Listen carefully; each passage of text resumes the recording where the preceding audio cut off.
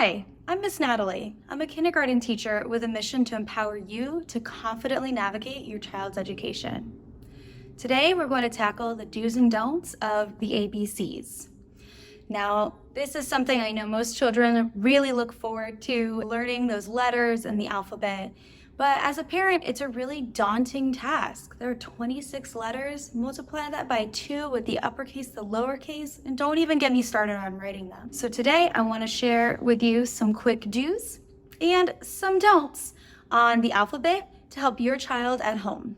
The first do that I want to share is to start with the letters in your child's name. They're going to be most familiar with these letters, and they might already have a good idea of what they look like and sound like because they've been exposed to their names so much.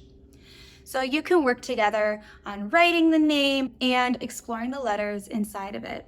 A website that I really love is createprintables.com. On this website, you can create worksheets. So you go on there and put your child's name in, and you can work on tracing it together. As you get to know the letters, you can go through and start tracing them out together. So I've got my name, Natalie, here.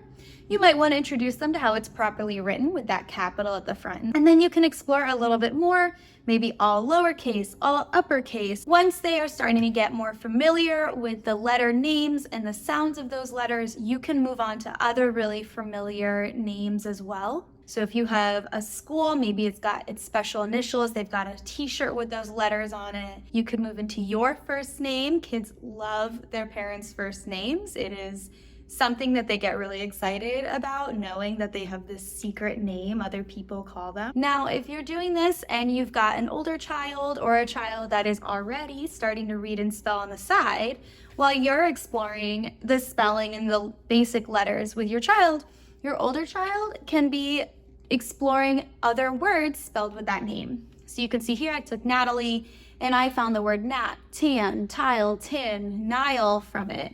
And this is a fun game to keep everybody occupied in that process of learning the letters. Now, on the other end here, here's a don't. Do not focus solely on the uppercase letters. We are obsessed with the uppercase letters. I just took a look through my kitchen at a few common products. Here's some Tostitos avocado salsa, written in all capital letters. Here we go with some cookies, all capital letters. Even Sour Patch Kids, that logo, all capital letters. And this trend carries over to children's toys too. Take a look around your home. Anything that has letters on it, even if it's designed to teach the alphabet, will be covered with uppercase letters. They are getting the uppercase plenty from the world around them. Something you should do is focus on letter sounds over letter names.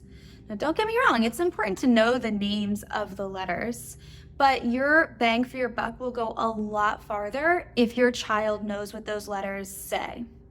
In education, you're going to hear a lot of terms like phonological awareness, phonics, phonemes. All of these words mean the same thing, and that is hearing the sounds that words are made up of. So letters are really just this code that we came up with to start recording and writing down what we're saying. But it's all about the sounds. A big skill that we have in kindergarten before the children start writing is developing phonemic awareness. So you might hear your kindergarten teacher saying things to your child like, what is the first sound in the word cat? Well, this answer to that is k, k, not C, k. What's the first sound in the word school? S. Or they might tell you sk. And that's all right too. Being able to hear those sounds and later connect them to letters is the key to developing literacy, reading, and writing. Don't spend a lot of money on this. Use what you have around you. One of my favorite things to use is junk mail and magazines to discover literacy. So don't throw those things out. Get a highlighter and ask your child to start hunting for that letter A. And as they get older, those hunts can start to be searching for sight words. If you're going to spend money, one of the best things that you could do is invest in a printer. because there are endless free resources and ideas online, and your teacher might get in the habit of emailing you extra resources. If you can't do that though, don't worry. There are plenty of ways that you can still do the alphabet at home, even if you're not printing out worksheets. Our next one, do repeat the letters. Kids need repeated, constant experiences to really take things in. So if you decided as a family you're going to make the letters out of Play-Doh, let them make letters out of Play-Doh every other day for the next week. As you start reading with your child, the same thing happens with books. I like to have the kids read the book 2 times in a row before they switch in my classroom, and I will only let them trade out new books maybe once a week, because the more you read it, the more you're going to remember. Your child might have something to say about this, but remember, they're coming home from preschool and watching Moana every day, so you can definitely repeat things, and you can pick what's on repeat this time, something that will feed their brain. Do make a routine. So it is helpful to have a daily routine where you're spending a little bit of time every evening. If a daily routine is not feasible, I really encourage every other day or several times a week. Our next one, don't stress if your child is taking a while to pick this up. They are still learning how to learn. And so if we don't apply value to what we're doing, they are not going to remember it. They might sit through and nod their head at you, but if they don't really understand what these letters are or why they're important, they are not going to give it the time of day to be interested or practice it or apply it.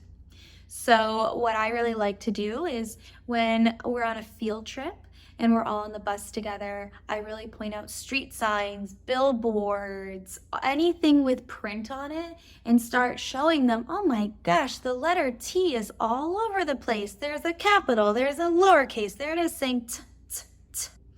Another thing that you can really do is lead by example. So if you are showing the example by reading at home, it will feel more natural for your child to want to read and build those literacy skills. I also really recommend making regular library visits. Most libraries have really good children's programs, and it can be really amazing to show children just the wide variety of books. You do need to try lots of different techniques with your child. It can be really hard for children to pick up and remember what is going on. You want repeated exposures, but you also want repeated ways to try and see what's sticking with your child. Kinesthetic activities are really great. I'm a big fan of the scavenger hunt. So let's say you've picked out maybe 3 letters that you're working on for the week, and at the end of the week you are going on a little scavenger hunt around your house, trying to find things that make the sounds t, and k at the beginning. But get creative. The more fun, positive activities and experiences they have with the letters, the more useful and exciting and memorable they're going to be.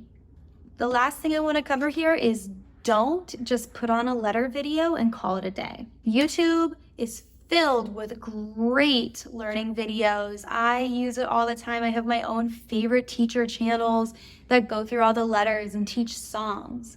But you cannot just put on a video and stop there. They're going to take something in and they'll certainly be occupied, but they're not going to recall it deeply the way that you want them to. So let's say you are working on the letter T and you put on a letter T song for them. When it is done, sit down, talk with them about the letter T. What were some words you found that begin with letter T?